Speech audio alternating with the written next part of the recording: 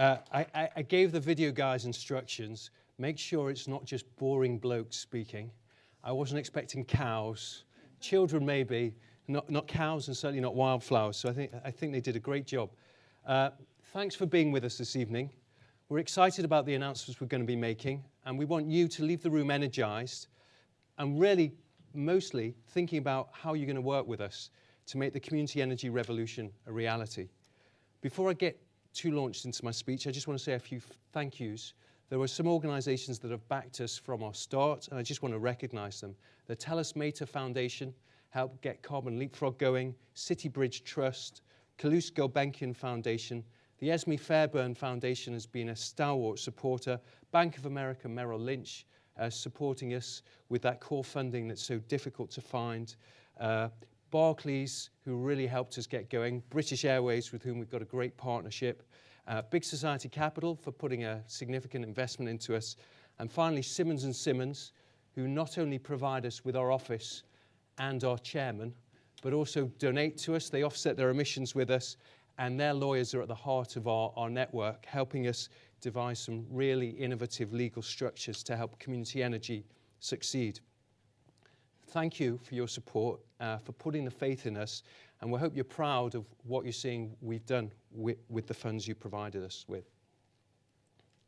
Our vision is a vision of a more sustainable energy system. There's one very simple reason for that, and that is the current energy system. Nobody would suggest that the current business model is perfect. It's broken. The current energy model, we've got record levels of mistrust. We have got massive, massive challenges in meeting our carbon reduction targets. We have some of the poorest people in the country paying the highest price for their power while they're living in the most poorly insulated homes. And the reason why the current business model is broken is because what we're trying to do is we're trying to give incentives to make our current system more sustainable. But the current system isn't sustainable. It's not sustainable in its DNA. Community energy is the new business model for energy that is sustainable. It's right there in the DNA. Environmental sustainability, fairness, and social justice. And that's why we want to give every community the opportunity to set up its own community energy company. Not simply community energy projects. Every community should have the right to supply, to generate, to help its members actively reduce their energy use. And that's what we're setting out as our mission today. Let me just take you a little bit back to what we've achieved so far. Really, you could talk as our first few years as our kind of feasibility stage. We've had an amazing feasibility stage. We've helped over 100 projects, benefiting over 500,000 people. We have an amazing network of lawyers, accountants, other professional advisors who've donated 12,000 hours worth of their time and expertise to help projects get over the line. That's £2 million of donated time.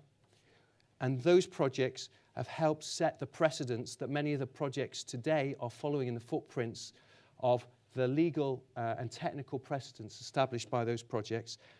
And just as an aside, we've also offset 175,000 tons of carbon emissions. We have some amazing projects in Africa, in South America, and China. There's some details of them in the annual review you've picked up.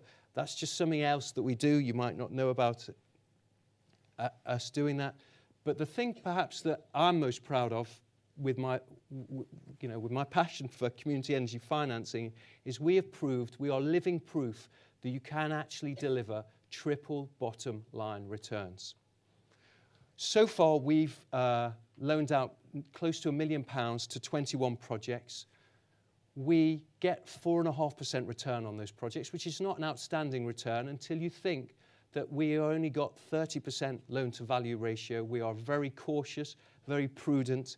We've got a £0 value at risk. We've not had a mispayment from any of our projects. What we've learned in dealing with community energy projects is the people who take the public's money to invest on behalf of the community, they make sure they honour their commitments.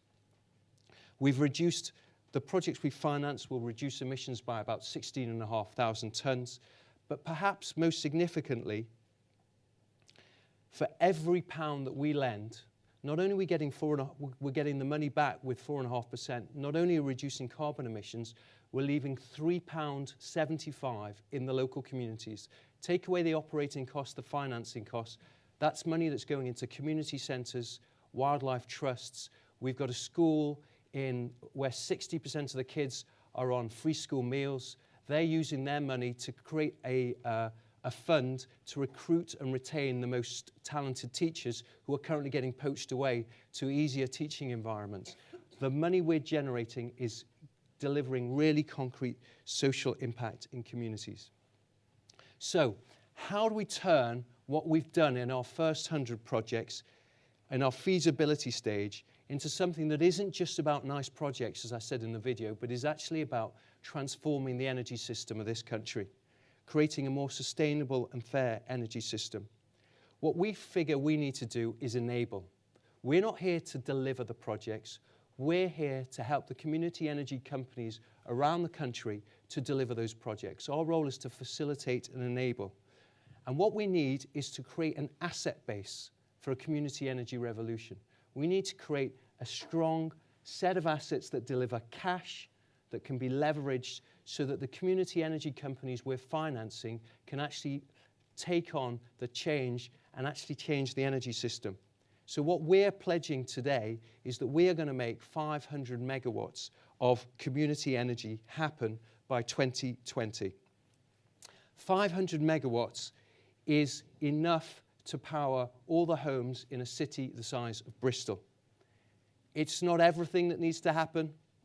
It's not everything the government wants to happen. But for our charity, it's a significant challenge. And we're going to do it, if you look on the diagram there, we're going to draw on our twin strengths of expertise and support and financing. So we're aiming to have a role in financing half of that, and then we're going to use our expertise and support to deliver the rest. Expertise and support. What we're trying to figure out is, how do we get the best out of the amazing collective expertise of our network? We have all these brilliant minds, these high-flying lawyers, accountants. How can we channel their expertise into not simply helping individual projects across the line, but helping address strategic challenges for the whole sector? Let me give you a little story. Right now, at this moment in time, there are 20 to 30 community energy groups in this country trying to do rooftop solar schemes. They are all instructing different lawyers to develop leases for the rooftop space. So what's happening is you've got lots of time and effort and money being wasted. Because they can't afford top city prices, they're instructing the local lawyer who's never done a solar lease before. So not only are they spending time and effort reinventing the wheel, what they're doing is ending up with a substandard product. And the reason why that's significant is if we want to get significant amounts of capital into this sector, we can't be doing due diligence on 20 to 30 different types of substandard solar leases. We need standard legalized documents. And that's where we come in. We're going to use our network to develop the standardized toolkits that enable that capital to get deployed with less transaction costs more quickly, more effectively. For our toolkit, we are planning for more than 50 companies to use it, to develop 150 megawatts of renewable energy capacity, and to save at least 20 years of project development time for our clients. We're also, as part of our expertise and support, looking to create growth opportunities for the sector through our consulting. We're consulting to local authorities. We're also consulting to renewable energy developers. There's a new mandate. Renewable energy projects should be offering the local communities the opportunity to buy in to those projects, so the local communities see direct benefit from those projects. Renewable energy developers don't understand how to do it. We're consulting to those organizations to advise them, help them find the community energy projects, help devise products that are appropriate. We're also working with local authorities. Just this week, Bristol is making the first tranche of its property available for community energy projects to finance solar panels on its roof space. It knows that by allowing community energy groups to invest in putting solar panels on the roof of the local authority, what you're building is a local social economy. So that will deliver us another 100 megawatts.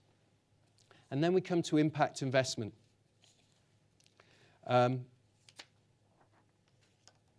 We have our own community energy fund. It's funded 21 projects so far with funding from Big Society Capital. I'm pleased to announce today we just signed the papers as we were coming in. Big Society Capital has agreed to increase its credit facility to us by 50%. We've got another 3 projects where we will be providing investment in the coming weeks, £600,000 of new loans to Chase Community Solar, which will be the largest solar PV project on local authority housing in the country. We've got our first community heat network project we're funding and another wind turbine project. We've been appointed to run the Urban Community Energy Fund together with the Centre for Sustainable Energy. That's a £10 million early risk capital fund out of DEC.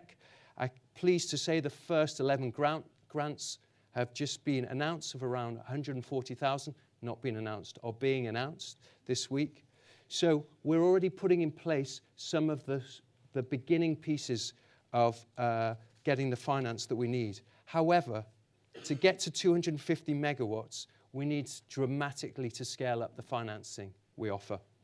The good news is we've spoken to investors and we've spoken to community energy groups, and there is no lack of capital that is seeking to get into this sector. There's at least £100 million of capital earmarked for this sector. We're sitting in this room this evening.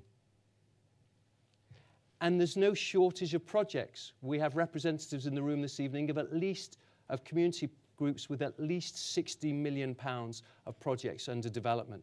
So the problem is not project pipeline and it's not capital, it's connecting the two and delivering the right product at the right time for the community energy companies.